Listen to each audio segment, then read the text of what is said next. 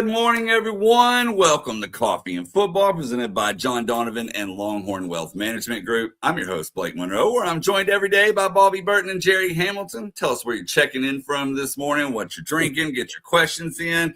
We got Marcus Myers joining us here in a little bit. We got to talk about where Texas is heading for their bowl game, but some news that just popped off right before we came on the air, Bobby, is we got a player going into the transfer portal. Yeah, key one to a team leader, actually, the last couple of years, but injuries just too much to overcome, I think, for Cedric Baxter, young man out of Orlando, Florida. Jerry, you've been covering him since high school. Signed with the Texas as one of the top running backs in the country. Had a really good freshman campaign. Started his freshman campaign for Texas against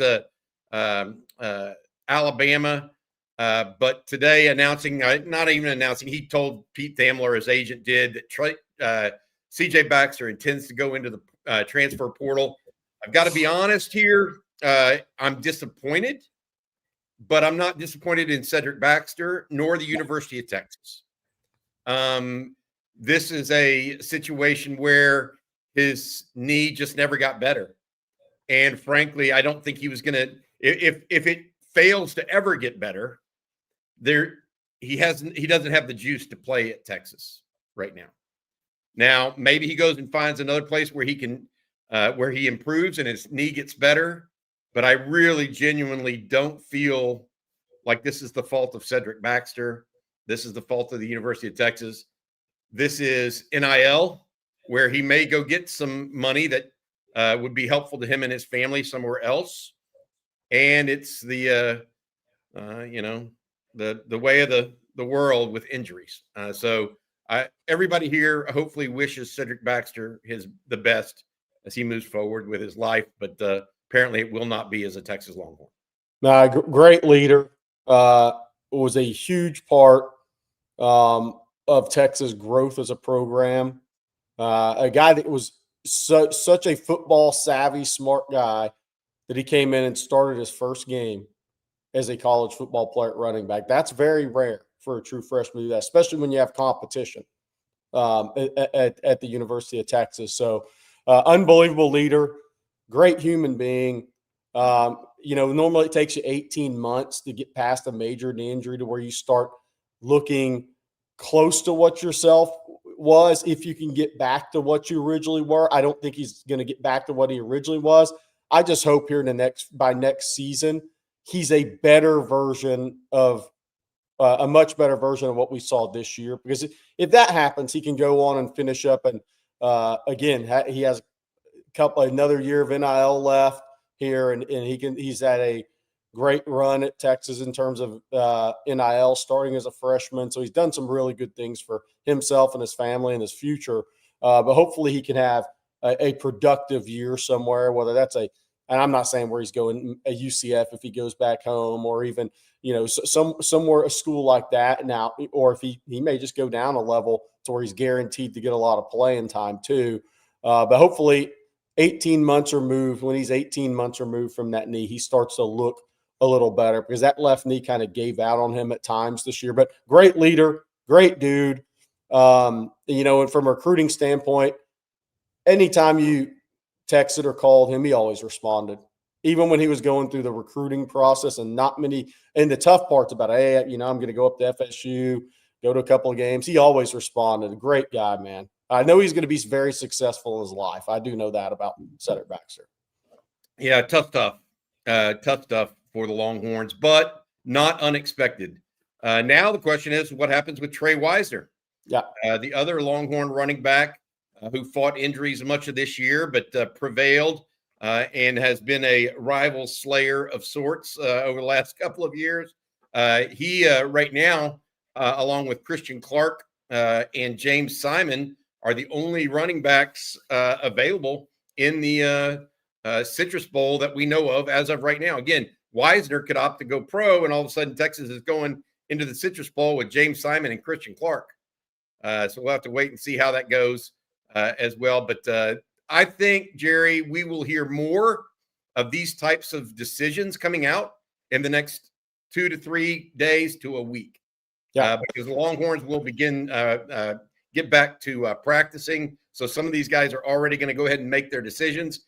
And that's twofold. And I wrote this morning on OnTexasFootball.com. Part one for folks is the NFL guys that are going to be opting out. Although he has not made the announcement, but one would expect Anthony Hill is unlikely to play for Texas in this bowl game. Unlikely. Just historically speaking, if he were on another team, this young man wouldn't be playing another game before he went into the NFL draft. It's too risky from a draft status. Okay. But other guys are similarly situated or have been dealing with nagging injuries and may be opting out. I'm being told that Ethan Burke is unlikely to play in the Citrus Bowl this week, in December as well, December 31st. So we have all of that that we're, monitoring, et cetera. But this starts off this morning with the news that Cedric Baxter, who was a example to others with how hard he worked to get back, moving on to transfer elsewhere. So that's one of those situations. Hey, before we get to more talk and to Marcus Myers, who's going to be joining us this weekend, I want to make sure we say thank you to our sponsor. Every Monday morning, our sponsor is Longhorn Wealth Management and President John Donovan. John's a proud Texas Exes Life member whose wife and 6 siblings are all UT grads. It's his family passion that led John to create Longhorn Wealth Management Group and dedicated to providing investment, retirement, insurance, and estate planning services and solutions to Longhorn families and friends across the nation. John is offering all OTF fans a free 90-minute private consultation to learn how working with a certified financial planner can help you minimize your wealth, maximize your wealth, minimize your taxes, and ensure your legacy. To schedule your own free 90-minute private consultation, call John and the Longhorn Wealth team, 972-707-4900, or go online, www.longhornwealth.net, to schedule your free consultation and appointment now. John says hook 'em to all the OTF family. Thanks, John. We appreciate you very much. We appreciate Cedric Baxter very much as well as our next guest. We appreciate too, and he's no longer a guest; he's a regular. His name is Marcus Myers, former Longhorn national champion. How you doing this morning, Marcus? I'm doing well, fellas. How are y'all? Good. Hey, I got to ask you, the news of Cedric Baxter, a captain on this team of some part, has been a example for others from the very first minute he stepped on campus, right? Yep. He decides to transfer. What are those repercussions in the locker room? What do you think it means? Is this a sign that he just may never get back to where he was athletically based on the knee injury? Yeah, it's possible, Bobby, and good morning, you guys. I think it's tough. Like you come in as a player and you envision certain things for yourself, right? And so I guarantee you, his career did not go the way that he wanted it to go any more than any fan or any coach or anybody else. Like, he had very high goals for himself. Jerry knows this from his coverage of him. Like, he held himself to really high standards in high school, and by all accounts has been a great teammate, a great person in the locker room. So there is a void that's left there. And for me, I don't necessarily celebrate moments like this because it's unfortunate, right? Like, I went through injuries, and in a different time, I could imagine any number of my teammates potentially having to transfer out to find something better for themselves. So for me, I don't look at it as a, Grady was just taking up a spot or there's more money. Like, it's a young man that, is having to alter plans that were in his, in his future that he had for himself. And, sometimes injuries just aren't the same. I think that's the other thing I see people point to a lot. So-and-so had these same injuries and they came back. Everybody heals differently. Everybody's body is different. So I just hope that he has an opportunity to get healthy and go forward elsewhere and be able to, carry on his career in a way that he can be proud of. But I definitely think that there is a void there that, he leaves from a leadership standpoint. I've had an opportunity to talk to him a couple times, very intelligent and just extremely high character young man. You don't just easily replace that. The hope is that, by recruiting to the standard that they've been recruiting to, that there are other people in the locker room that step up, and this is their opportunity to do that. I talked to Brett Robin, Dr. Brett Robin, about Cedric's injury back when it happened, and the depth of that injury, or the significance of that injury, wasn't just a torn ACL. Right. It was a complete LCL. PCL, the big one. Yeah, he did a lot of things in there, and we always.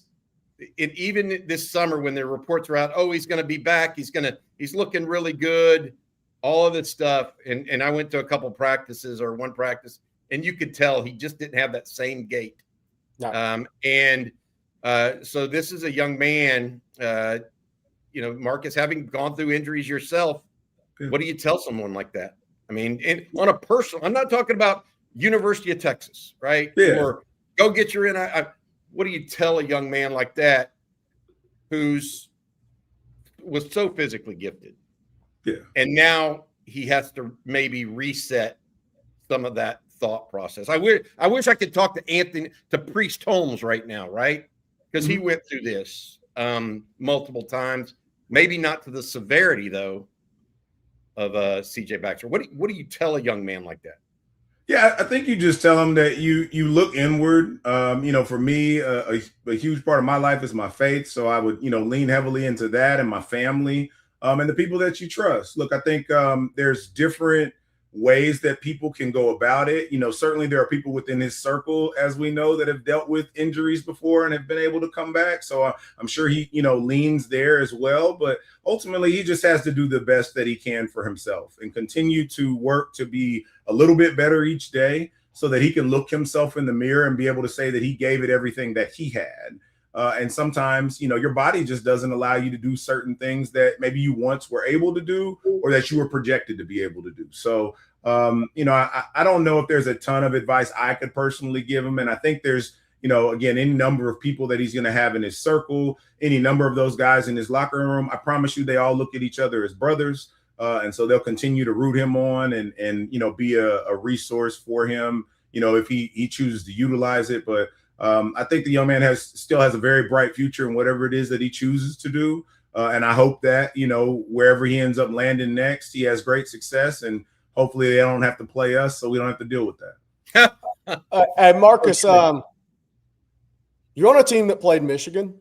Third time, this Citrus Bowl will be the third time two of the power programs in the history of college football have played. You were a part of one of those teams, 38-37 winner in the Rose Bowl, then last year 31-12. And I know these bowl games aren't as meaningful anymore because you don't know who's going to be playing. Sure. But Arch Manning in Texas playing Michigan and Bryce Underwood, both we know about Arch. Bryce Underwood is a highly popular, highly rated player, is a big deal in the state of Michigan.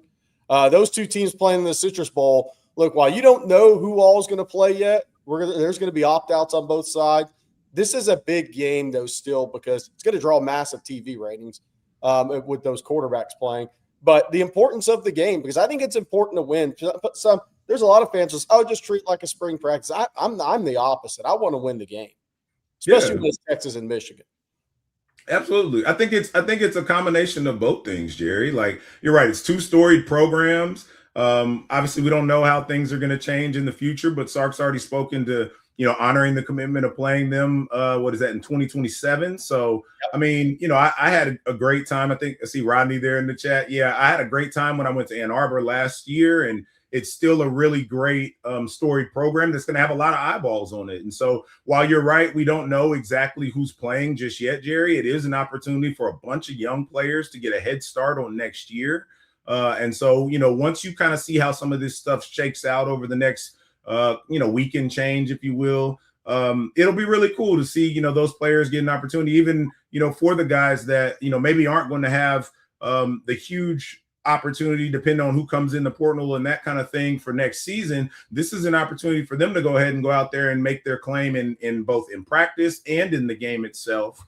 as well as to continue to draw some eyeballs. You say it all the time, Jerry. In this day and age, you're playing for your next, NIL contract to some degree. And so it's an opportunity for them to be able to go out there and find a way to put something good on film that they can be proud of. And if you go out there and you put together a good performance, it's a great springboard for the next year.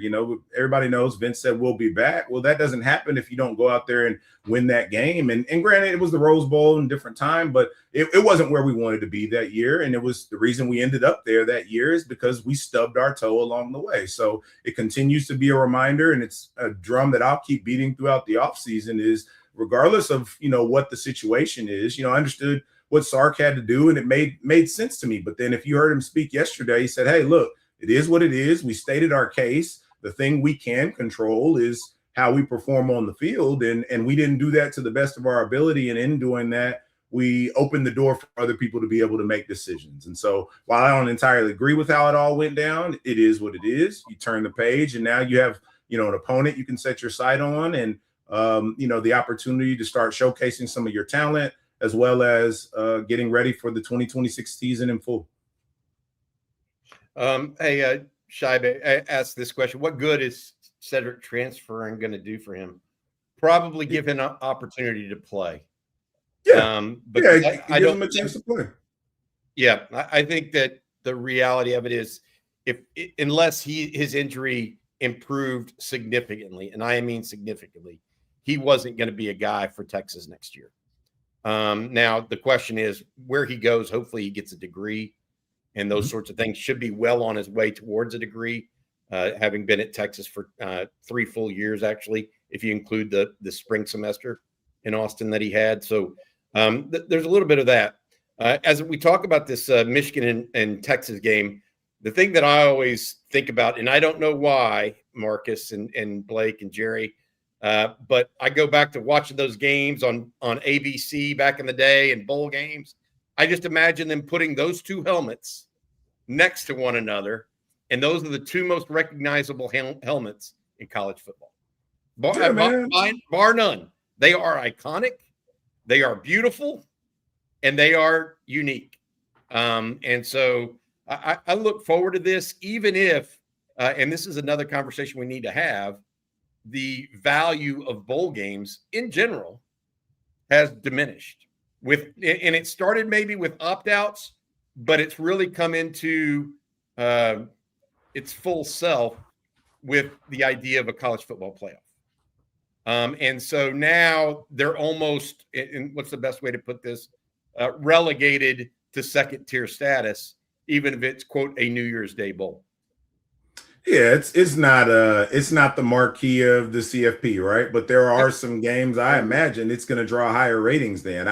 I get it. It is what it is, but I'm sorry, I don't have any, desire to watch JMU and Tulane get run through. And so you take it for what it is. It's still, two really amazing brands of football that have storied traditions. And another opportunity to go out there and kind of be able to say, which one got the better of the other. And so, one of my best friends, she ran track at Michigan, and you best believe like her and her teammates and, guys that played ball there for my years and that kind of thing. They are invested in making sure that, hopefully, they come out on top. And I think ultimately our fan base will come around to it, is my hope, and, continue to support the guys and go out there and cheer them on in the game that they have. But yeah, I mean, as a brand that is outside of the CFP, I mean, I imagine, the Citrus Bowl couldn't be more thrilled to have these two squads be able to draw some eyeballs on, New Year's Eve afternoon. So, people can watch some football, still get to dinner and be able to watch the ball drop that night. Well, and the Citrus Bowl's more excited to have on Texas football in Orlando with them. Yeah. There you go. We're going to be there, Jerry. So hey, Jerry's going to be on the top of Harry Potter world up there. Okay. Jokes aside, I got the whole Harry Potter collection over here on my bookcase. I was a big Harry Potter fan as a kid, and the lady and I made the decision yesterday. We're going to do New Year's in Orlando too. So I'm going to see if I can get off to the wonderful wizarding world of Harry Potter myself. You will not. I will not see you there, Marcus. I will be at an Under Armour All-America game practice or the hotel or something. I want to say this about the bowl game, though. So the thing we opened up with, I'm air quotes for the podcast. Let's say Ethan Burke does not play in the bowl game, right? Coming off his best game of his career, get healthy for whatever college bowl game and workouts before the NFL draft, like Shrine Bowl, whatever you get picked to be in, get healthy for that. Yeah. You know what gets you excited about this game, or should? Lance Jackson making his first start. How excited is Lance Jackson going to be if he makes his first start against Michigan headed in next year?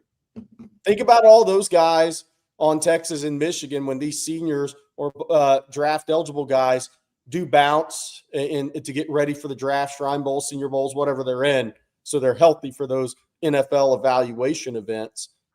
Think about the young kids that are going to start games for the first time. Young guys that are going to get – if you're James Simon, it's a pretty good chance you're touching the football a few times against Michigan. And think from a fan's perspective that you get to watch Lance Jackson play more, Justice Terry play more. A lot of this number one ranked class, the future of the program, those guys are going to get more snaps in this bowl game, in a meaningful bowl game against Michigan. I think it's actually gets me pretty excited, honestly, thinking about what this game could mean for jump starting next season. Yeah, I mean, look, it was one of the cooler things that we got to do when we were playing in bowl games back in the iteration that, I was under. Like, the younger guys get a lot of run because that's a lot of days, right? You got to spread some of that out, figure out how you get a balance of, some good competition with making sure you preserve some guys. Your guys like KJ Lacey is going to get a lot of reps in practice, right? And depending on how the game goes, he might get in the game. So I think it's something that you absolutely should be excited about. Everybody that sat in here in the chat and told us every single week about, who should be playing, well, you're going to see a lot of those guys now. And then you can maybe make some determinations as to, maybe why they were or were not, right? And then in the same vein, the staff gets to reevaluate. And I heard Sark talking about that as well. I think that's really cool that, despite of you not reaching your ultimate goal, well, now you get to, recalibrate some and take a look at the program from a different level and from a different view than maybe you were able to before, because just so many different things were going on with the timing of the games and that sort of thing. So, and now, for the fan base, you only got to travel to one game. You're not trying to plan for a whole bunch of others, which, I know it was a first world problem of sorts, but it was certainly something that was a challenge. It was something that I had to, kind of think through myself last year. I want to go to this game, but then I know these may be coming up, so instead you have an opportunity to potentially just plan for one. So I think there's any number of benefits that can come from it. I know that there are guys that are in the CFP that, are in and around this state that, are puffing their chests out and this, that, and the third. And that's fine. They earned the opportunity, or they were granted the opportunity to do that. That was us the last couple of years. And now this should be, even more motivation to be able to, really get into it and start focusing on the 2026 season. And what better way to do that than putting a little whooping on Michigan before you get going. Hey, Marcus, before we let you go here, thank you for joining us, by the way. Absolutely. Again, tremendous. Let's talk a little bit about the games on Saturday and what you saw and what we didn't see, maybe. You surprised Alabama after that performance is in the college football playoff?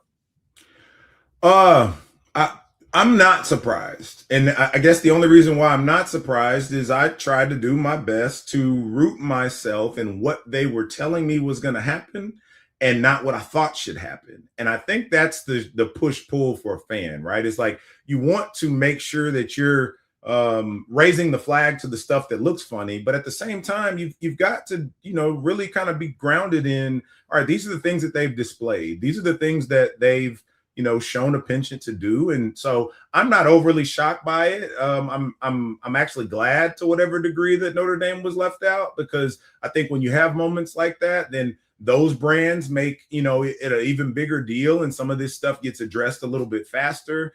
I'm not a fan of them opting out. There's a word that I have for that I won't use on this channel, but I just think, everything that I saw Saturday is about what I expected. The only thing I didn't, 100% see coming was the way that Indiana won. I certainly had watched them, I think, enough throughout the year to feel they were capable to. But if anything was, maybe not according to the full script that I saw, playing out, it was maybe that. But I pretty much expected BYU to get blown out. I didn't really think that Bama was going to beat Georgia. And in fact, I didn't think it was going to be close either. It's one of those deals sometimes where you start looking at some of these teams and some of the games that they've played, certain people are able to show, some chinks in their armor. And I think that happened, when OU played against Bama. And so it kind of gave Kerbey an additional blueprint, in similar vein than, some of the games that we played leading up to it. So there wasn't a ton that I was shocked by. And if anything, I'm hopeful that, how some of this plays out spurs some really intelligent conversation and thoughtfulness around what the next iteration of this is going to be. Because, they got to find a way to even peel back this thing where, like, Notre Dame automatically gets in next year. Good on Notre Dame for negotiating that, but like, that's crazy to me. So, I don't know. I wasn't overly shocked by anything on Saturday. Your dad played for Texas Tech. He did. So you won a Citrus Bowl, I think. It was a Citrus Bowl or Gator Bowl, one of the two. I think they played in the Gator. The question I have for you is this. A lot of people crowing in West Texas if you're a Texas Tech fan right now. Yeah. You watched the game. As a player, I will say this, the announcers slobbered all over Texas Tech the entire game. Sure. Okay. I think that's fair. What do you think their strengths and weaknesses are as a program right now? Or not as a program, but as a team going into this college football playoff? Defensively, that front seven can get after it. Linebacker is one of the best in the country, and they put together a really great defensive line that can put pressure on a quarterback. And then they have the ability on offense to be explosive in the right spurts as they need it.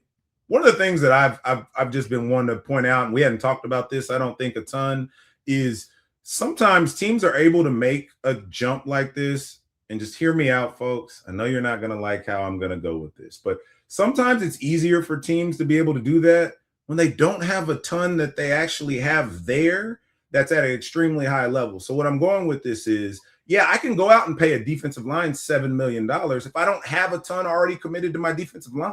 If I can go out there and promise 3 to 4 guys that, hey, if you come here, I'm going to pay you a lot and you can start, right? Like, that is attractive to players in a quick spurt. Now, we'll see how this goes in the long haul, but, I think at least for, a potential, quarterfinal matchup or whatever that second round game is, they certainly have a shot. I don't think that in the long haul, we're going to look up and see that Tech is in the semis or even the national championship, right?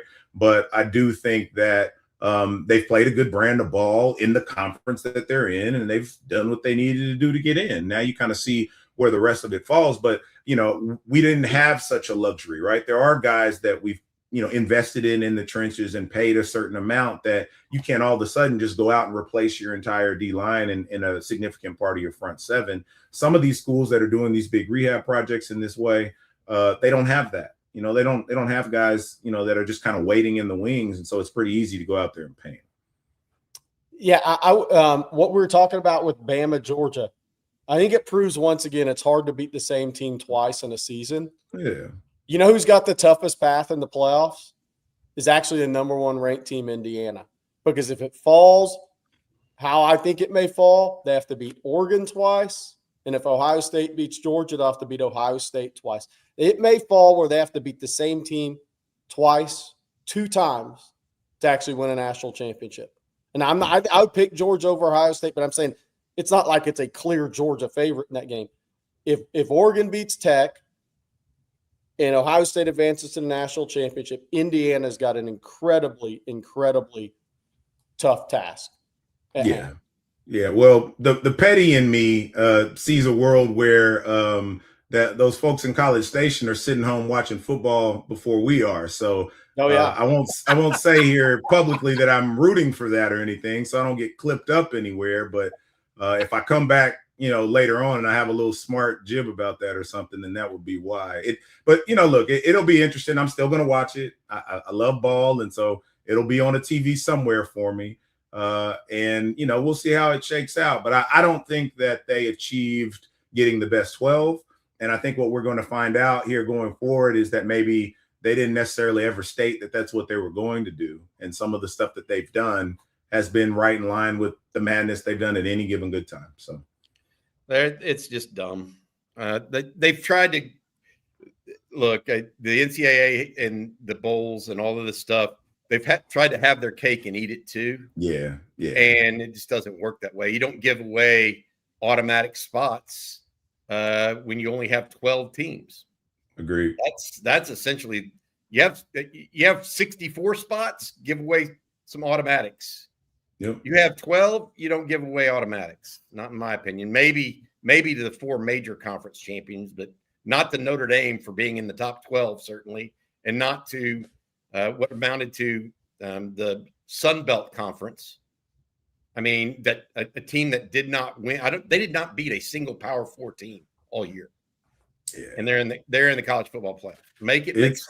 It's tough. Hey, we're gonna later today, later in this episode, actually, we're gonna break down and look at that reveal that happened yesterday, and talk about that. But for now, Marcus, thank you so much for joining us, buddy. You have a good one. We'll see you again on Thursday, no later than Thursday. Well, the schedule will be out. SEC schedule will be out, so we'll know when all the games are. We'll have plenty to talk about then. So y'all know I'll be around in the chat. But until then, see y'all on Thursday. Hook 'em. Hook 'em, brother. Good guy, all around good guy. Love having him here on Texas football. Blake, we got a couple of other things to get to, including that the schedule for the college football playoff. I want to put that up here in a little bit. Lady Longhorns, both in basketball and volleyball, doing work over the weekend. But first, let's tell folks thank you for sponsoring our show, starting with Kerbey Lane. Kerbey Lane All Day Cafe is serving up chef-driven, scratch-made recipes and the local Austin vibe we all love. And now dinner's better than ever. We're talking chef-driven entrees, seasonal specials, and craft cocktails designed to elevate your night out. Whether it's date night, family night, or just catching up with friends, Kerbey Lane keeps it local with scratch-made dishes and the unmistakable taste of Austin. Dinner done right from a family-owned Austin original since 1980, 45 years in business. Explore the menu today at KerbeyLaneCafe.com. And I want to tell everyone this morning about our friends at Prize Picks, because we make decisions daily, but on Prize Picks, being right can get you paid. And it's simple. You just pick more or less on 2 to 6 player stat projections. If you get those picks right, you cash in, you win up to 2,000 times your money.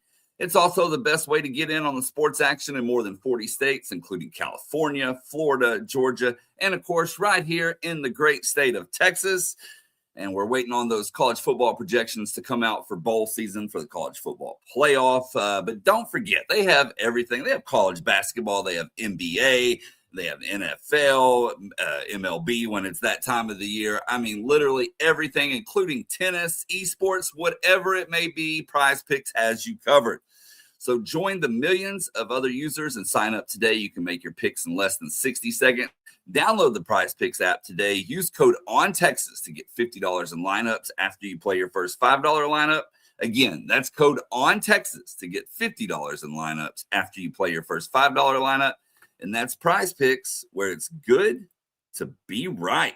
And Jerry, I'm going to let you this morning tell everyone about Ridge Wallet. Yeah, let's say hello to the Ridge 2.0, the most refined version of the Ridge Wallet. Did your lower back ever hurt from sitting on a giant brick all day? Were you sitting unevenly? Those days are over. Ridge has their unique, slim, and modern wallets. Now, the 2.0, everything is better with the Ridge 2.0. Ridge has been perfecting the wallet for 12 years. It's 10% lighter. Every gram matters. In the Ridge Wallet 2.0, they found the absolute perfect balance. They made it more modular with improved cash straps, money clips, and air tag attachments. They improved surface design with logos and matching plated cash straps. Over 50 colors and styles to choose from. You can even get a wallet that features every NFL, MLB, or college team. Perfect for holiday gifting, especially since Ridge is having their biggest sale of the year right now. Over 100,000 5-star reviews. That sounds like a good reason to get a Ridge wallet for somebody significant for Christmas. For a limited time, Ridge is having their huge holiday sale. Head to ridge.com to get up to 47% off your order. This is by far the biggest discount they've given all year. That's ridge.com for up to 47% off your order during their biggest sale of the year. After you purchase, they'll ask where you heard about them. You tell them on Texas football. See you in Orlando at the Citrus Bowl if you want to know more about Ridge Wallet. Well, speaking of the Citrus Bowl, fellas, that's one thing that we haven't really touched on because there's been the breaking news about CJ Baxter. But yesterday, both coaches, Sharon Moore and Steve Sarkisian, met with the media. And this is kind of fitting right now. Sark was actually asked about, does he expect transfers, players to sit out, that type of thing. And he gave a pretty lengthy answer. So I'm going to play that for you right now. As far as us moving forward, for me, and I think for our players, one of the key messages has to continue to be, it's not about what just happened to us. It's about what are we going to do moving forward. And that'll be our message starting tomorrow morning with the team and the players.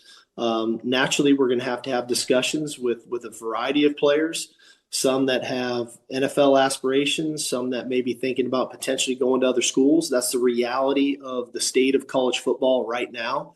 But I think, jumping to that too soon and making an emotional decision, I think can be where we can make a mistake. And so we've got to be cognizant of that's the reality of the state of college football, but also let's make sure that we're making really good, conscientious decisions with the right information and not do anything out of with emotion or frustration. And so that'll be the process starting tomorrow.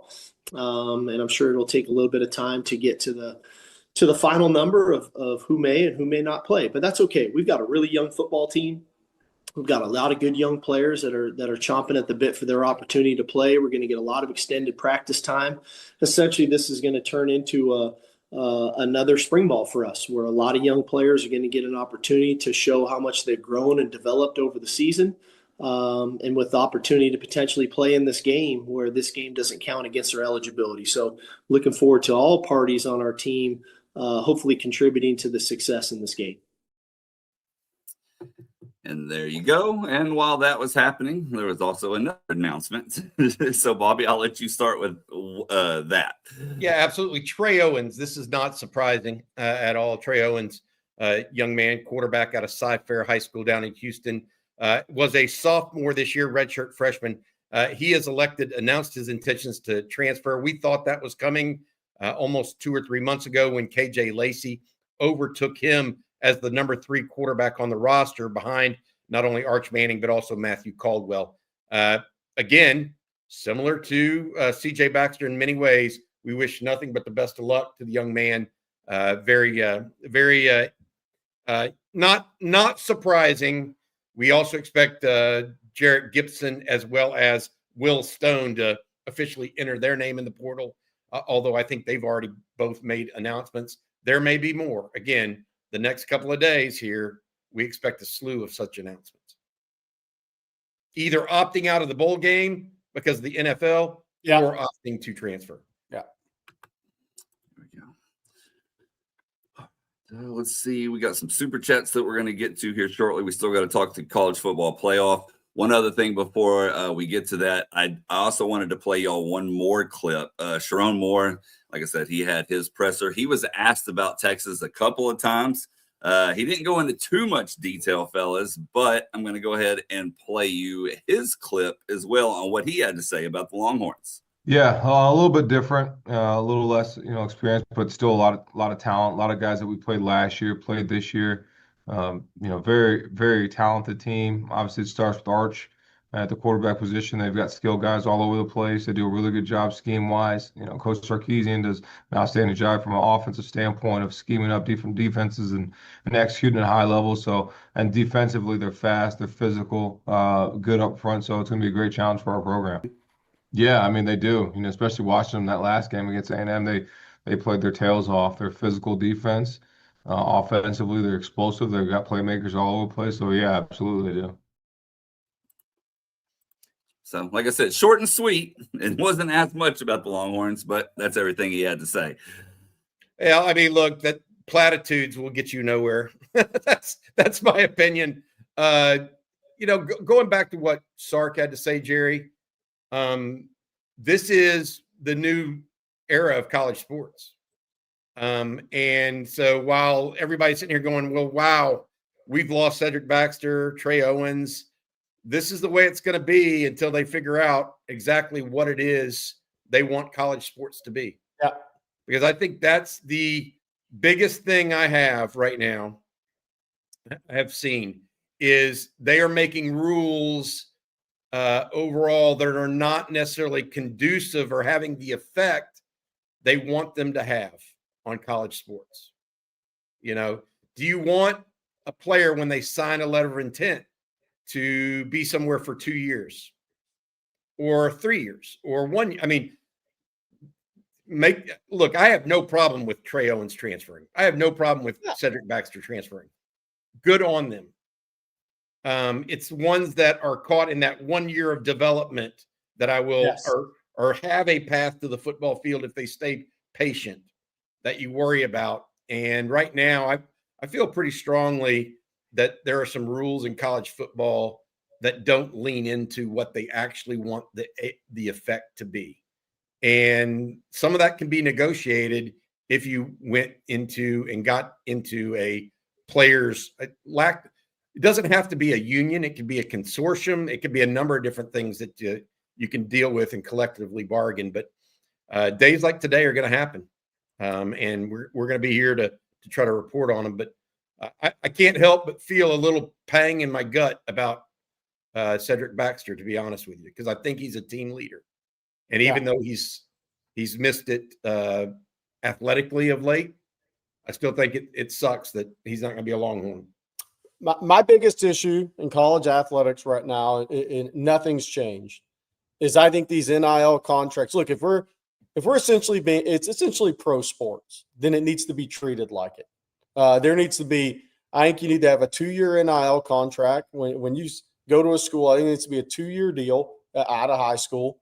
If from an NIL perspective, and I think there needs to be a buyout for the college if they want to, after 1 year, send you on your way, or there has to be a buyout from the player if after 1 year they want to go. I think that's the way this needs to be treated moving forward. And I think it takes away just making a monetary decision for prospects and agents. If there's a buyout, if you want to leave, there's a buyout on your end. I think that needs to happen because I do think it's going to affects development. Because the problem right now with college athletics is it's no longer players and parents. You have agent influence, and that was always going to be the issue in NIL. Is it brought agents into high school recruiting and the college world officially when these kids are 17 and 18 years old. So there has to be a buyout on that end. And we cannot have athletics where you go get a bag 1 year, and that's really what it's about. Then, it's not working out, so let's go get another bag in year 2. And another bag in year 3, and another bag in year 4. That's not what this needs to be. It needs to be 2-year contracts, and there has to be a buyout on both sides. That's the only way things are going to improve, in my estimation. Then the other thing I have, look, if we're going to call this pro sport, we need to stop calling it college athletics and just call it pro sports. If we're going to continue to call this college athletics, then you can't, on the basketball side, you can't have guys that were playing professionally in an NBA G League or overseas just be able to come right in and play in college athletics. Then let's stop calling it college athletics. So those are my two major issues. Because you know what I would do? You know what I would do if I'm Texas right now on the offensive line? I wouldn't look in the college for portal. I'd go up to the Canadian Football League and find the 3 best guys that are in year 1 or year 2 in the Canadian Football League and pay them NIL and bring them down. That's what they're doing in college basketball now. Why are you looking in college? The precedent. Most of those guys have exhausted their eligibility in college in the Canadian League. But, hey, it's not in Europe. They haven't gone to an American university before they go. But what if they only played 4 years? They still have a year left on their clock. You're distinguishing. I'm not saying no. I think that's a great. If it actually existed, you may be right. I don't think it exists. What you're saying, They've already exhausted their clock. The difference is college athletics no longer means amateur athletics. Yeah. So don't say, college can be pro athletics. It can still be college where they have to go to class, but it's no longer amateur athletics, I think, is the distinguishing factor there. Hey, let's get into something that I think was awesome, by the way. I don't know if you got a chance to see him this weekend, Jerry. Naaman Roberts. Hey, guys, you heard it here first. Jermaine Bishop is a star. He dominated Booby Feaster, the USC commit for DeSoto, on offense and shut him down on defense. I've watched him for 4 years, and he is a mix of Xavier Worthy and Travis Hunter. That's those are two great players to compare him to. Jerry, I know you saw him. I watched some of the highlights of that game. He eliminates pursuit angles as a runner. Yeah. He's one of those guys that can lull you to sleep, and then all of a sudden he's just out the gate, man. He's got acceleration and long speed both. Yeah. No, he's tremendous, and I hope he plays offense. I know he'll be a factor in the return game. I know he could be really good on either side of the ball. I hope he plays offense. He's very, very – not that he's not a really good defensive player, but he's so natural with the ball in his hand. There's guys that are good on both sides of the ball, but he is really natural with the ball in his hand, and he has playing speed. So whatever he runs in a 40, to me, is irrelevant because he plays faster than that. Whatever he runs in the shuttle, when his eyes see something in his peripheral, he reacts in a quicker way than any 5.10 5 time he'd put up. I think he needs to play offense. I think he'd be tremendous. He reminds me, and I'm not saying he's going to be as good. He reminds me of Peter Ward. I've said it many times before. That's who he kind of reminds me of. Hey, Jerry. He has that dead leg shoulder that he gives people, and then he hits the accelerator and outruns your angles. What about Ryan Williams? Any comparison there? The Alabama receiver, is he not that fast or not that elusive? Yeah, I mean, Ryan Williams could really go in track too. Okay. Yeah. Gotcha. Yeah, I think they're a little different. Now, I think I'll say this. To this point, and you never know how it's going to go long term, but I was at a few Saraland practices because Texas was recruiting KJ Lacey and had him committed. I never was at a practice at Saraland where Ryan Williams didn't have a couple of drops. Got it. I think Jermaine Bishop's got flypaper hands. Gotcha. I wrote this morning. I did an eval on him on Texas football today, and I wrote down something that you and I have discussed a lot. I wrote down touchdown scorer. Yeah. Certain people score a lot of touchdowns. Yeah. Jermaine Bishop scores a lot of touchdowns. Yeah. He's no different. I shouldn't say no different. In the same way that Jaden Blue scored a lot of touchdowns. Not always within the confines of the offense, but Sark got him the ball in space, and all of a sudden there's 6 points on the board. Yeah. Right? Jermaine Bishop's a touchdown scorer. Yeah. So, thanks, Naaman Roberts, for that super. Could not agree more with you. All right, well, let's take a look at the college football playoff bracket, guys, because we haven't really got into that too much here. I'm going to bring it up. And, Indiana, you're number 1, Ohio State 2, Georgia 3, Texas Tech 4, waiting in the quarterfinals. But let's talk about those first-round games. A&M's got the toughest path to me in this whole college football playoff, Bobby.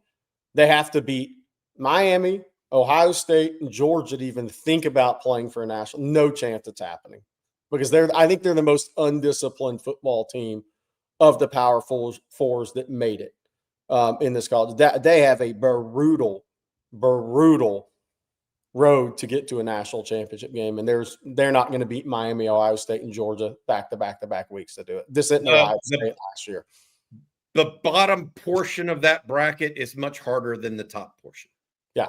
I mean, I could see any of 3 teams being in the national championship on the top. On the bottom, look, Miami could catch fire, A&M could catch fire, Ohio State, Georgia. The only 2 teams I don't think have a chance in the bottom to make it are Ole Miss and Tulane. Yeah. And I don't see either of them making it to the Yeah. national championship. In the top, look, Oklahoma's not making it to the national championship. Alabama's not making it to the national championship. James Madison's not making it to the national championship, and Texas Tech's not making it. So choose who you want, but I think the bottom half of that bracket's a lot more difficult. Yeah. A lot more difficult. At least on the lines of scrimmage. I know that much. Yeah. Whew. Georgia, Ohio State, Miami, A&M. It's a lot more difficult than anyways. Who do you think let me ask you this. Who do you think wins the top half of the bracket, Jerry? Do you think Indiana really wins the top half of the bracket? Not if they have to play Oregon again.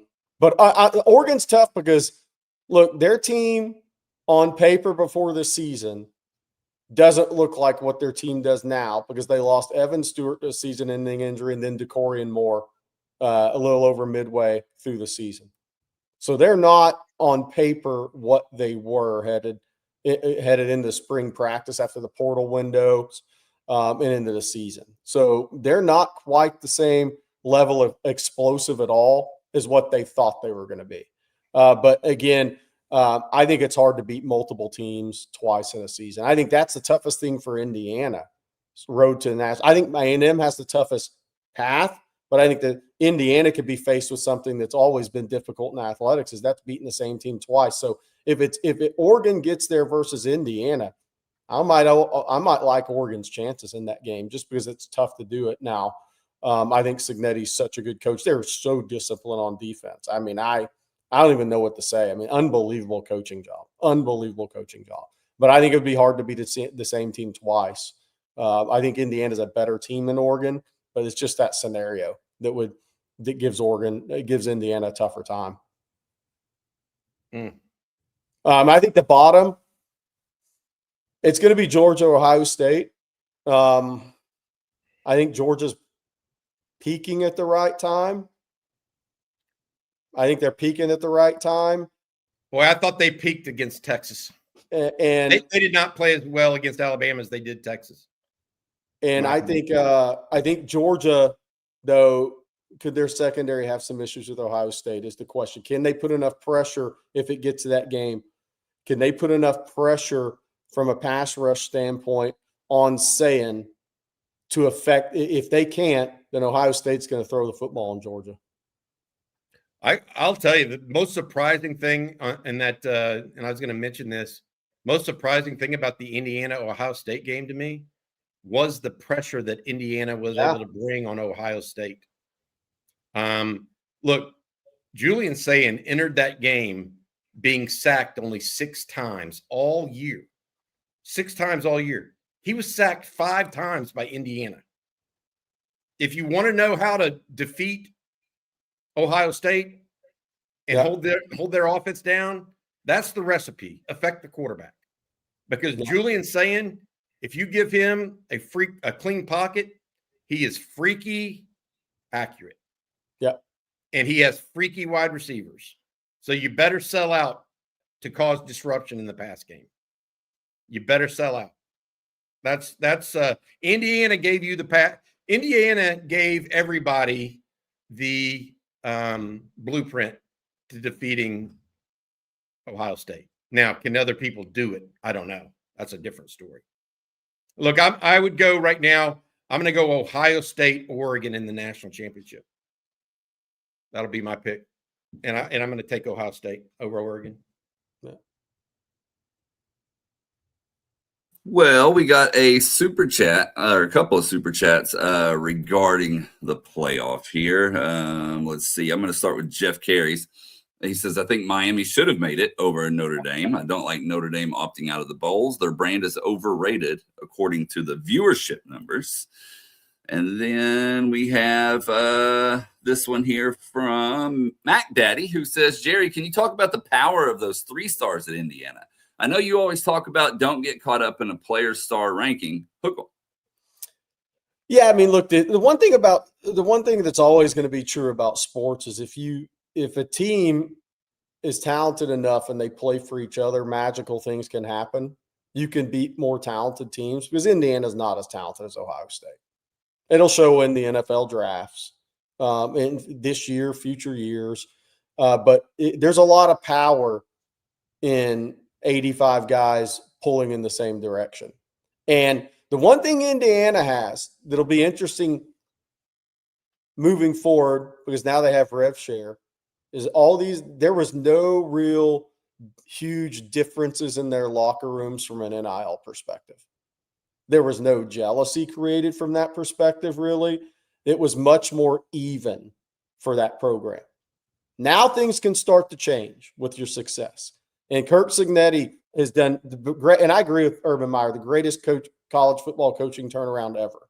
No offense to Bill Snyder, but what Cignetti did in 2 years, nobody's been close to that. But now things get even tougher for you after you've had this much success. The things that come with that success. Now you got rev share, you got a little more NIL money. How are you going to disperse that? Is the locker room going to remain the same? But if you're an Indiana fan, you don't really give a because you're beat Ohio State and you won the Big Ten and you're in the college football playoff 2 years in a row. But there are going to be things that Indiana will encounter in the future as a program that they've watched other people encounter for a long time now.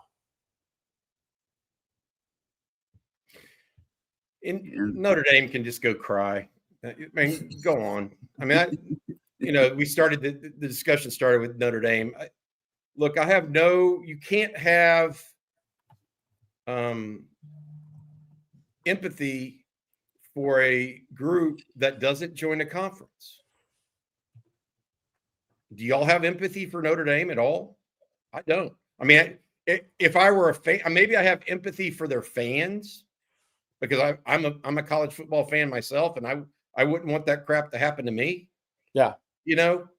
But for the university as a whole and their tact, they play on NBC. Well, good for you. Nobody watches it. Yeah. NBC is not a college football channel. You've taken yourself out of the public eye. You go and schedule Navy and Syracuse and other teams that nobody watches. And then when you do schedule somebody that other people watch, you lose. Or at least this year you did. So I have no empathy for Notre Dame, the school, the athletic director, its coaching staff who influences potentially scheduling or decides to take their ball and go home and not go to a bowl. It's one thing when Kansas State and Iowa State decide not to go bowling when they have coaching changes and major changes like that, right? It's another when you just take your ball and go home. So take your ball and go home. Enjoy it. Yeah. And look, I don't have any empathy for Notre Dame. And y'all know where I was talking about the whole last week on this stuff since last Tuesday. That was a ridiculous ranking that Notre Dame was ahead of Miami because you're not following any of your criteria that you set out as a committee at that point. That was an unbelievable, and I don't have any empathy. That was an unbelievable rug pull because neither team played a game. And then you flip the ranking. It made literally no sense why Miami wasn't ahead of them on last Tuesday, and then neither team plays. But they flipped it. Then they flip it, and they didn't flip it for the right reasons. Miami should have been ahead of Notre Dame last Tuesday. That was dumb on the committee's part. But you know why it didn't happen, Bobby? Because they wanted to get an ACC team in, not for the right reasons. That's why I love. It hasn't been fun for several fan bases. That's why I love what happened in this committee this year because it's pushing it to 16 quicker, and that's ultimately where we need to be. Or 24. Yeah. Or 20. It's ultimately where it needs to be. I'm fine with that. Hey, I want to mention this real quick because you talk about the committee, Jerry. One of the guys on the committee is someone I've known for a long, long time. And I did not mention this during the process of that simply because I wasn't talking to him during that process. There's no, I didn't have any insight to share with y'all. But I did talk to him on Sunday night, last night, a little bit via text. And I asked him to be on the show today. And he said he could not because he can't say anything about what transpired during those meetings. All he would say is that it was very interesting. I'll just say that. And so I tried to get somebody that other than Hunter Yurachek, whose logic is so disjointed, it's hard to even, understand it. And that was the chair of the committee. I tried to get someone else, but they're not allowed to talk about how they got to where they got. And so he did not join us. But all I will say is it seems to have been a, in some ways and fashions. Like to your point, Jerry, going back on Notre Dame ranked ahead of Miami 1 week, neither team plays. And by the way, neither team plays, and nothing happened where common opponents played. No. I mean, and so they just decided the previous week they had Notre Dame ahead. The next week they had Miami ahead. Unbelievable. Unbelievable. Yeah, unbelievable is right. Oh, man. All right, we're going to get to some more super chats. But first, Bobby, I'm going to let you tell everyone about a couple of our sponsors this morning. And let's start with one of your favorites. That's Omaha Steaks. Oh, I could do it, my man. Omaha Steaks is where you want to go if you want to give the perfect gift this Christmas season. Omaha Steaks offers unrivaled quality and variety, and every bite is backed by their 100% guarantee. When you give Omaha Steaks, you're sending more than a gift. You're sending an experience. From the moment it arrives to the moment they enjoy it, they'll be thinking of you. Take the stress out of gift giving. Give a gift of handcrafted perfection. It's the kind of gift that brings people together, and you don't have to know anyone's size. Plus, right now, they have a cyber sale, so it's the perfect time to shop. You place your order by 5 o'clock Central, and it's shipped the same day. Omaha Steaks has been America's original butcher since 1917, a family-owned company with more than 100 years of experience. And it's not just steaks. They also have burgers, chicken, pork chops, seafood, and more. Save big on unforgettable gifts with Omaha Steaks. Visit omahasteaks.com for 50% off site-wide and an extra 20% off select favorites during their cyber sale. And for an additional $35 off, use promo code ONTexas at checkout. That's ONTexas at checkout for an additional $35 off all that other cyber stealth stuff. That's omahasteaks.com. Use promo code ONTexas at checkout. Terms apply. See site for details. Mint Mobile. Mint Mobile is, you know what? I called my son yesterday, and he was using his Mint Mobile device. What does it mean, or what doesn't belong in your plan for this winter season? Overspending on your wireless bill.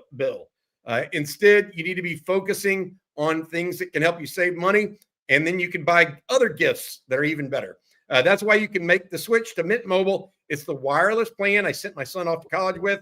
With Mint, you can get the coverage and speed you're used to, but for way less money. And for a limited time, Mint Mobile is offering 3 months of unlimited premium wireless service for just $15 a month.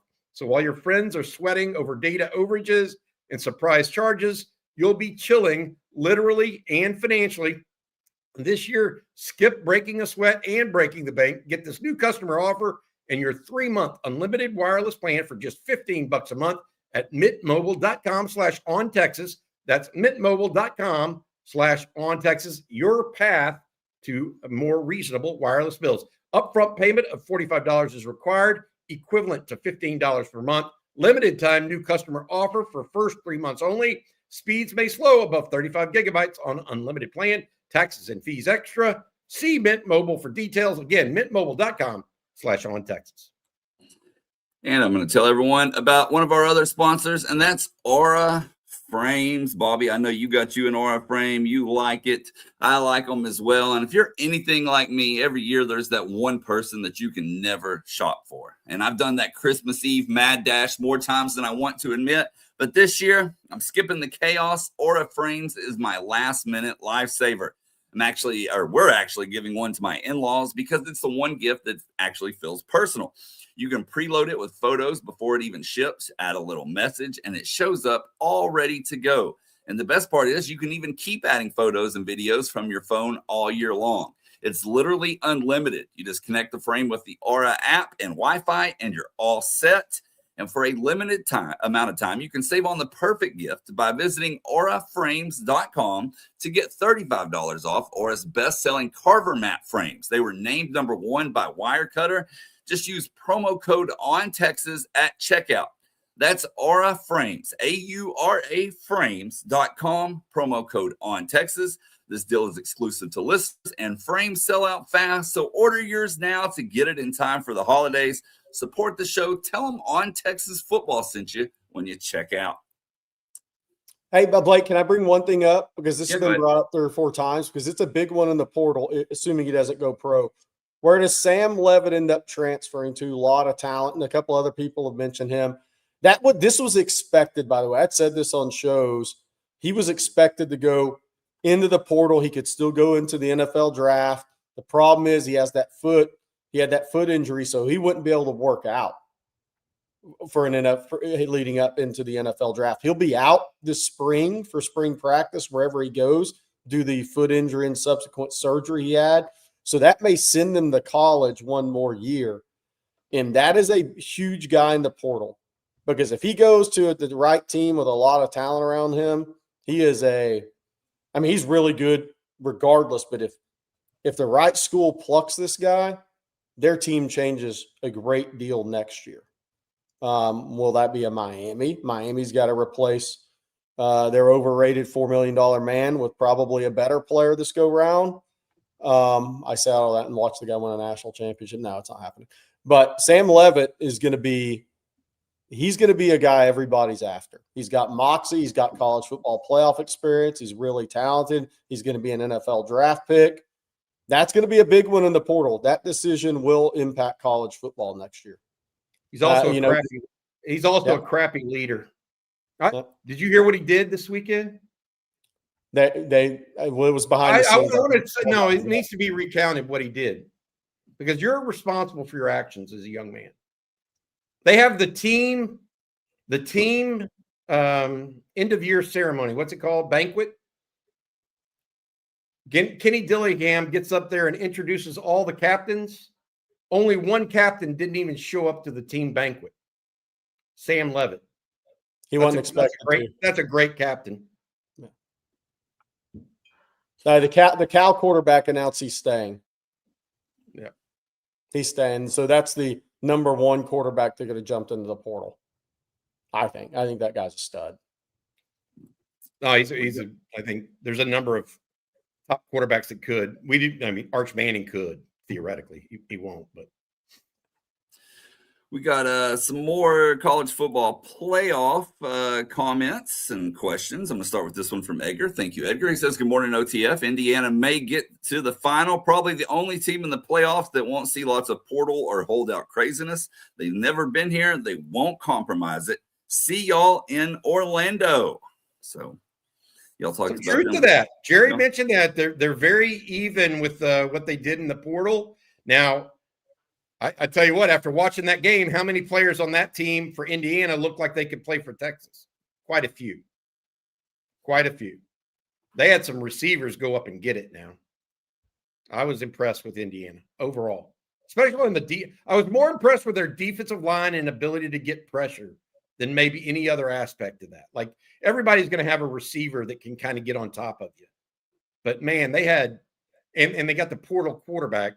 But, man, they had a really, really talented, in my opinion, defensive front that I did not expect. They gave Ohio State all kinds of fits up front. Yeah. I answer this. Yeah. OTF will be in Orlando. I'll be there for obviously the bowl and Under Armour All-America practices. They'll be kind of, this is a full schedule out there. Bobby will be there. CJ will be there. So we'll be out there in full force.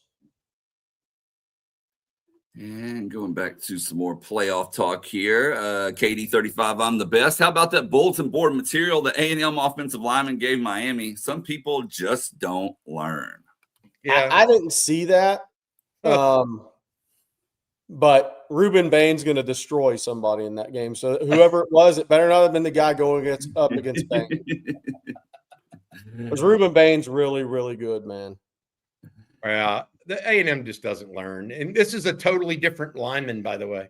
It wasn't even the lineman that said what he did, that Colin Simmons. It's a totally different guy. And it just makes no sense. They don't, they just lost the game when they started piping off about crap. So now they're going to pipe off. What?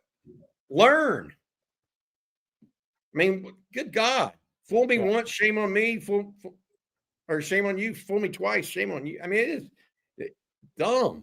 Miami's very dangerous for A&M because a week and a half, last Tuesday, they didn't think they were getting in, and they were all pissed. They're going to be coming in trying to prove a point. A&M better play really well in that game because Miami's offensive line and defensive line is no joke. They better come in and play really well. The only reason I think Miami would lose that game is if Carson Beck does Carson Beck things. I was going to say the over and under on Prize Picks, and I'm just making this up. So the over and under on Prize Pick interceptions for Carson Beck is 2.5. Marcel Reed is 1.5. Yeah. You agree with that? Is that fair, Jerry? 2.5 for Carson Beck, 1.5? I think Miami can overcome 2, but if it gets to 3, it's dicey.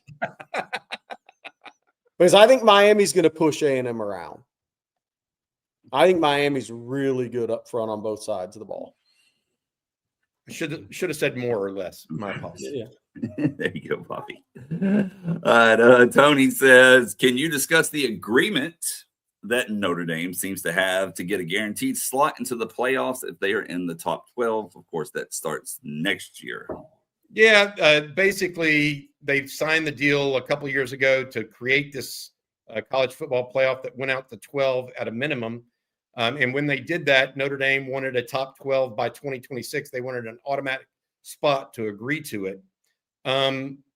Okay, that's fine. But that's, then again, guaranteeing someone a spot when you're also guaranteeing conference champions. What if Miami wouldn't have been in this? No ACC teams in? The college football and the college football playoff right now, it just doesn't make a lot of sense.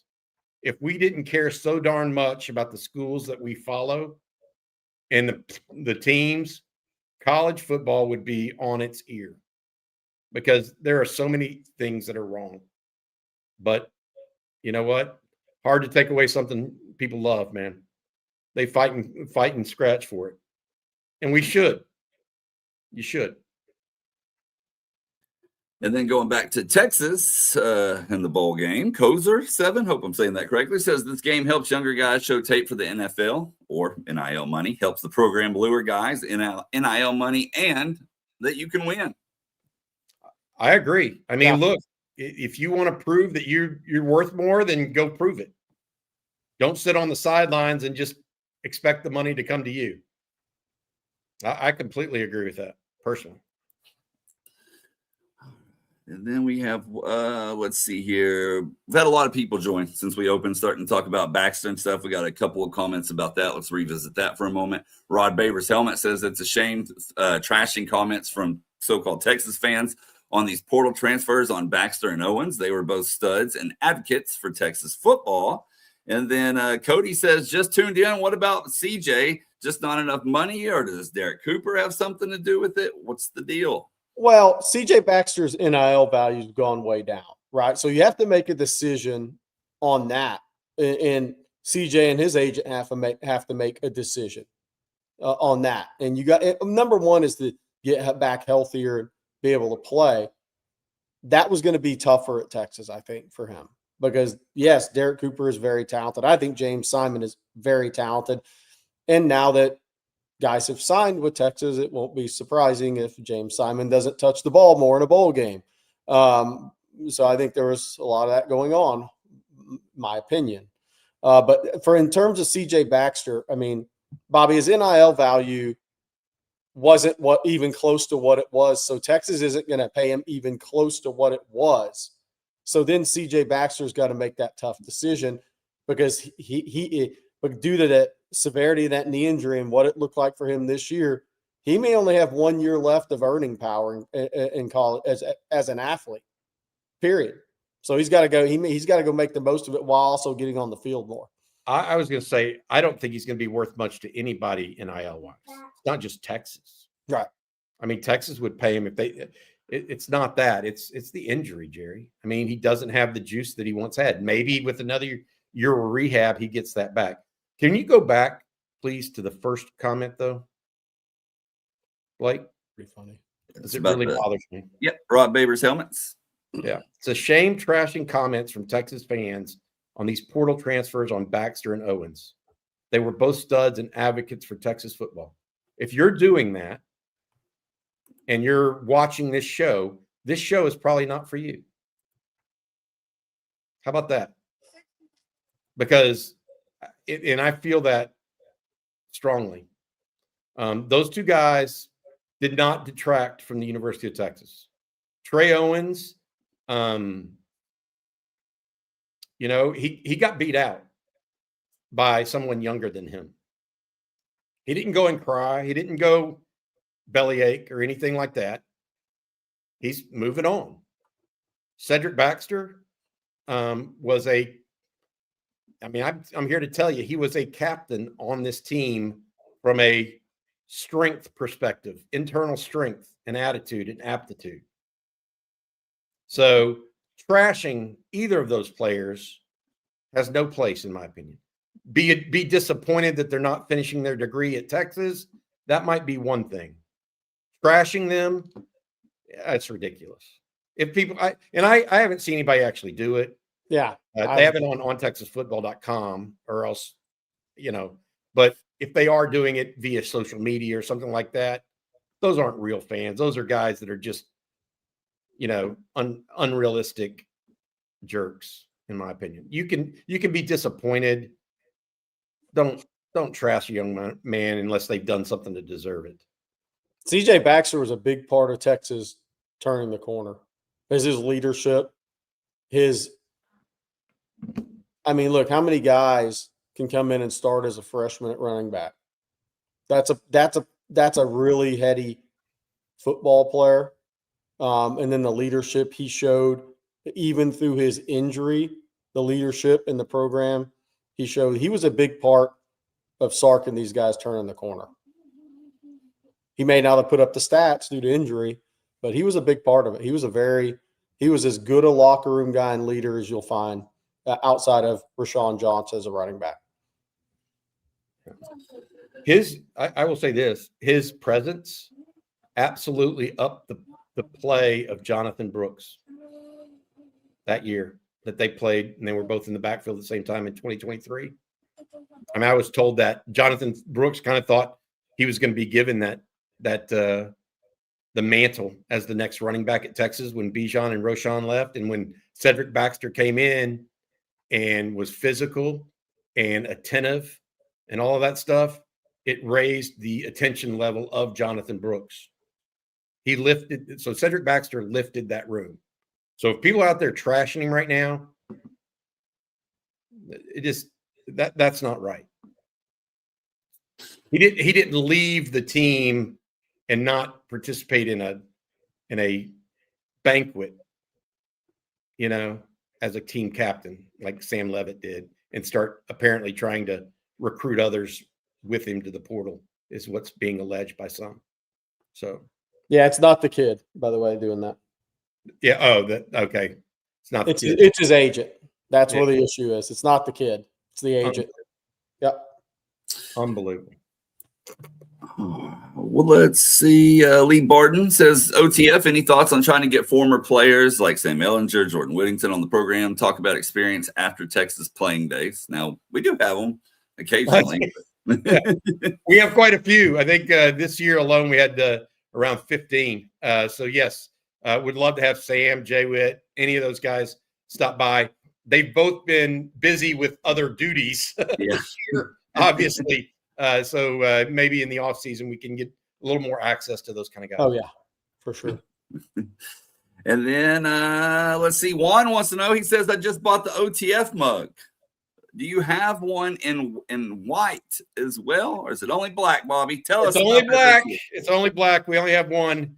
By the way, make sure you guys, as Christmas comes around, if you want an On Texas Football hat or mug to get it going, because we are getting close to running out here in the next. We'll probably run out in the next week.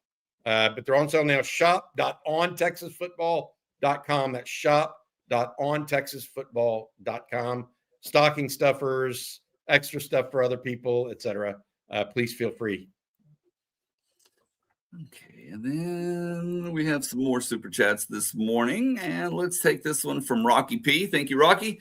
If Sark moves on from Jackson at wide receiver coach, who do you want Sark to target for his replacement? I don't know that it would be Sark moving on from Jackson. Yeah, I don't think so. Coach. I think that there's a sense there that Jackson may or may not be a guy for an NFL team. Yeah, it's not that. Who do you want Sark to target? I think it's too early, Rocky. Yeah, appreciate the super chat, but I don't really have an answer for you because I think that ideally Sark probably wants to keep track. Chris Jackson is maybe trying to make that a reality. All right, Bobby, we got a couple more, but before we get to those, I need you to tell everyone about Longhorn Wealth Management Group one last time. Yeah, absolutely. Longhorn Wealth Management, the guys over with John Donovan and friends have helped numerous Longhorns with their financial planning throughout the years. As a proud Texas Exes Life member, John served for 15 years as a Dallas Texas Exes chapter board member and is now helping lead the build out of the Conlin County Exes chapter. John loves to serve his fellow Longhorns also as a certified financial planner.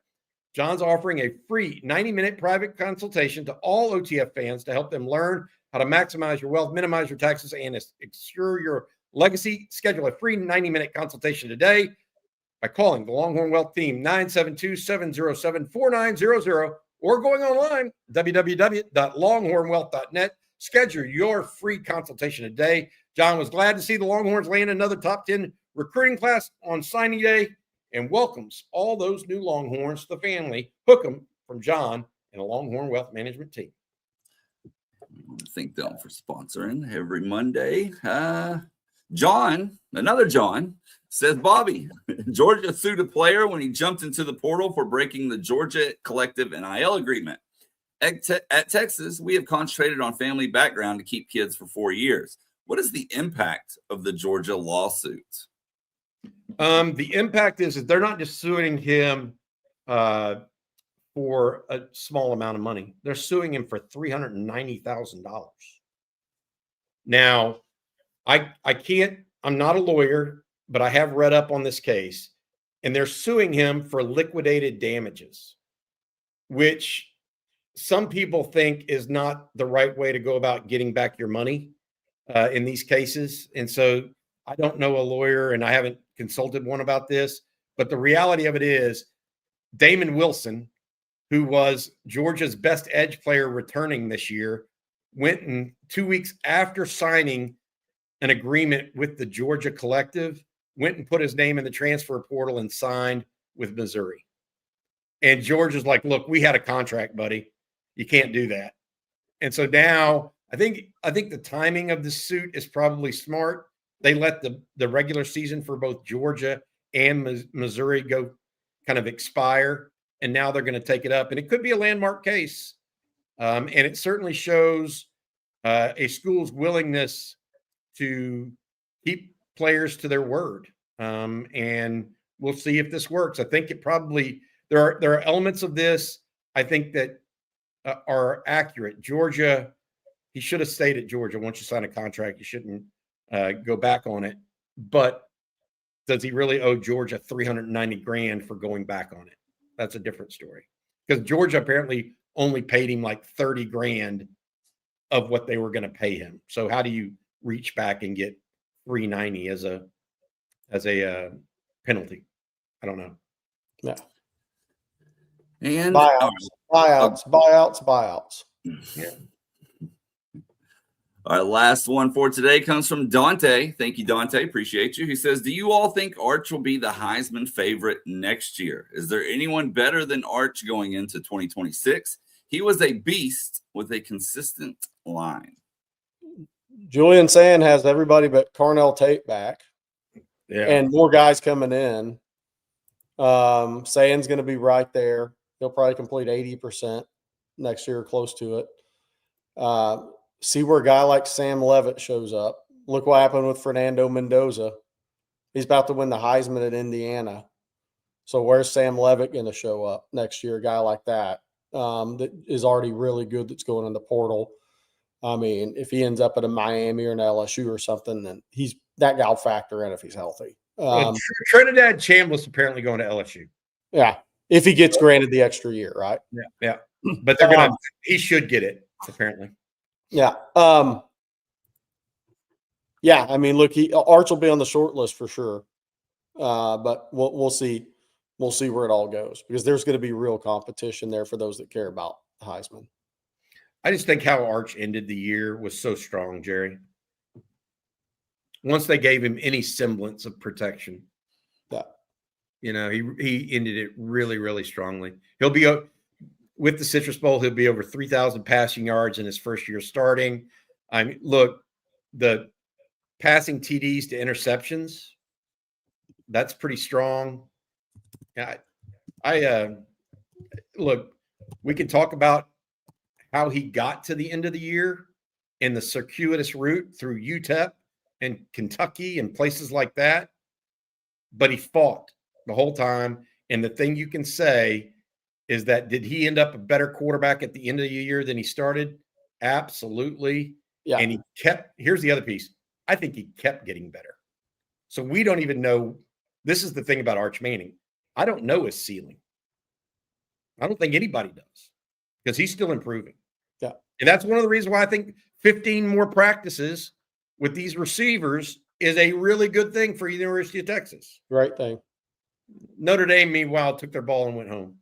So And by the way, on that too, KJ Lacey will get 15 practices, and he's going to be the backup next year, then spring.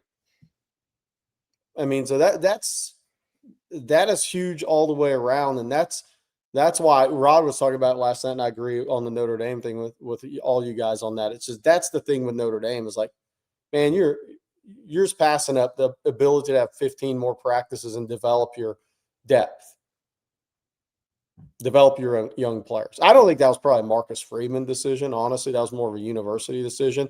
But what they're doing is actually hurting their program in a little bit. I agree. 3.5. I hesitate to say this. Does anybody remember Quinn Ewers' first year as a starter and what his stats were? And I know it's not apples to apples because it's a different ball club for Quinn in his first year. Texas ended up 8-5.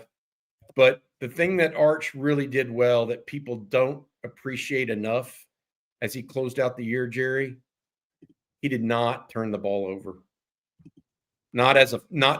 He got rocked. How many times? No fumbles lost. Interceptions, 2 over the last 7 games? Yeah. I mean, people don't realize how well he took care of the ball compared to Quinn Ewers, who I love Quinn, but I mean, that was one of the things he did, especially when he got hit. All right, guys. Well, that's going to do it for today's episode of Coffee and Football, presented by John Donovan and Longhorn Wealth Management Group. We want to thank John, along with Ridge Wallet, Aura Frames, Kerbey Lane, Mint Mobile, Omaha Steaks, and, of course, Prize Picks for sponsoring today's show. Bobby, what's for everyone later today?